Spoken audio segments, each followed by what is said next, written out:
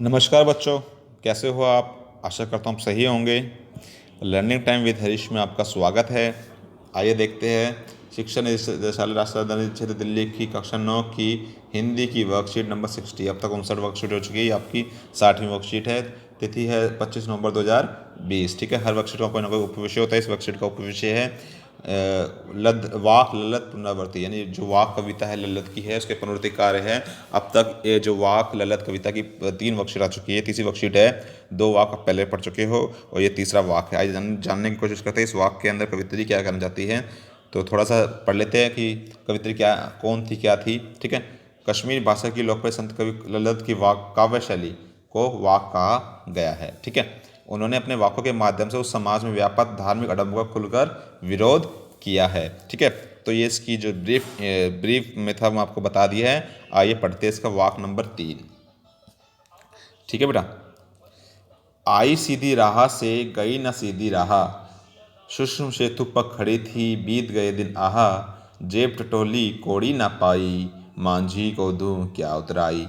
यानी कवि कहते हैं मैं सीधी राह से आई थी और गई सीधी राह से नहीं थी। अब क्या कहना चाहती है इनके माध्यम से, आइए जानने की कोशिश करते हैं इसके भावार्थ में। अपनी इन पंक्तियों कविता ने मनुष्य द्वारा ईश्वर की प्राप्ति के लिए किए जाने वाले प्रयासों पर कड़ा प्रहार किया है, यानी धार्मिक आडंबरों का विरोध किया उसने।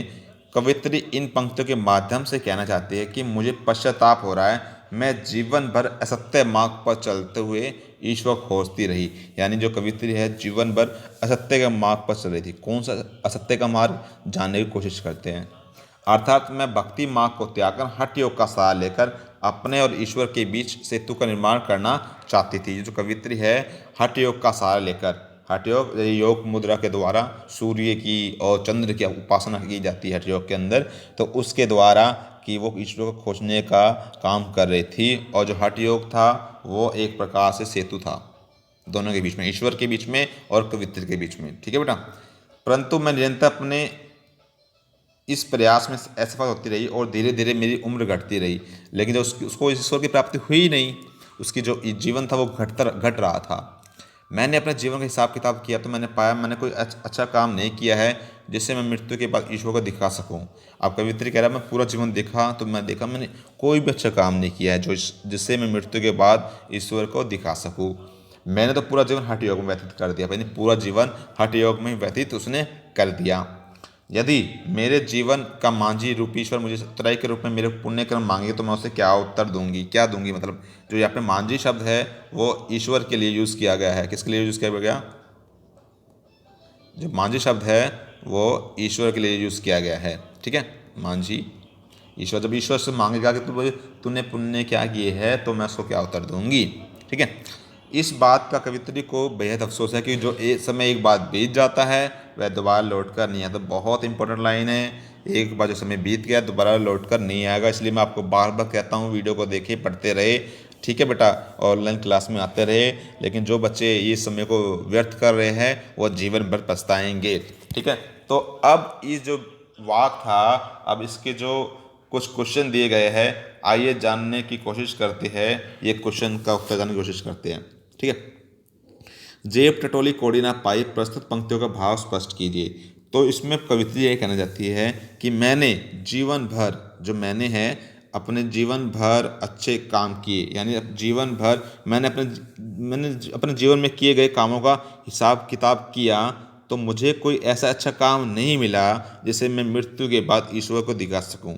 एक बात दोबारा रिपीट कर रहा हूं, कवित्री कहती है कि जब मैंने अपने जीवन में किए गए कामों का हिसाब किताब किया तो मैंने पाया कि मैंने कोई अच्छा काम नहीं किया जिसे मैं इस मृत्यु के बाद ईश्वर को दिखा सकूँ। ये प्रश्न नंबर 1 का उत्तर था। ठीक है बेटा, प्रश्न नंबर 2 देखते हैं।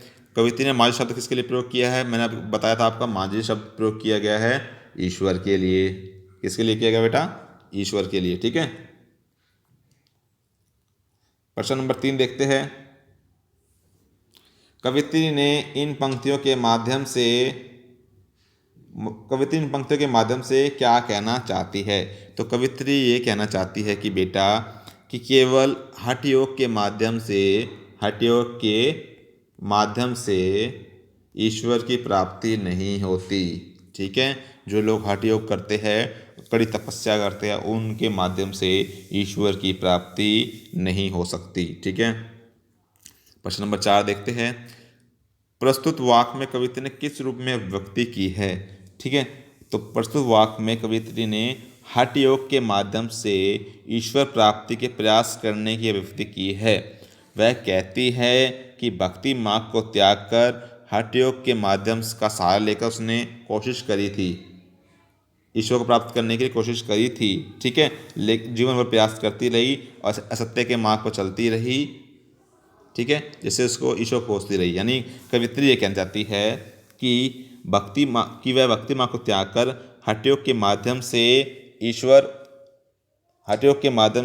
ईश्वर को प्राप्त करने का प्रयास करती रही, अर्थात मैं जीवन भर असत्य मार्ग पर चलती रही और ईश्वर को खोजती रही। ठीक है बेटा, ये प्रश्न नंबर 4 का उत्तर था। एक खास संदेश कोविड के तहत अभी भी दिल्ली में कोरोना खतरा बहुत ही बरकरार है। तो ऐसे में जो आपकी जो वैक्सीन है, कल न्यूज़ मैंने देखी, उसमें कह रहे हैं कि फरवरी मास तक वैक्सीन आ जाएगी। तो जो मास्क है वही आपकी वैक्सीन है। एक अच्छा सा क्योट बता देता हूँ। जो कफन होता है ना, जो मास्क होता है वो कफन से छोटा होता है। जो मास्क होता है वो कफन से छोटा होता है। अब आपकी ये चॉइस है कि आपको क्या यूज़ करना है। एक मैंने कहीं पढ़ा था, मेरे को बहुत अच्छा क्यूट लगा ये, तो मैं इसलिए कहना चाहता हूँ आप ज़्यादा से ज़्यादा मास्क का प्रयोग करें और आप बचकर रहे। आशा करता हूँ ये वीडियो आपको अच्छी तरह समझ में आ गई होगी। अगर किसी बच्चे को कुछ समझ में ना हो तो कमेंट सेक्शन में कमेंट करके वो अपना सवाल पूछ सकता है। धन्यवाद।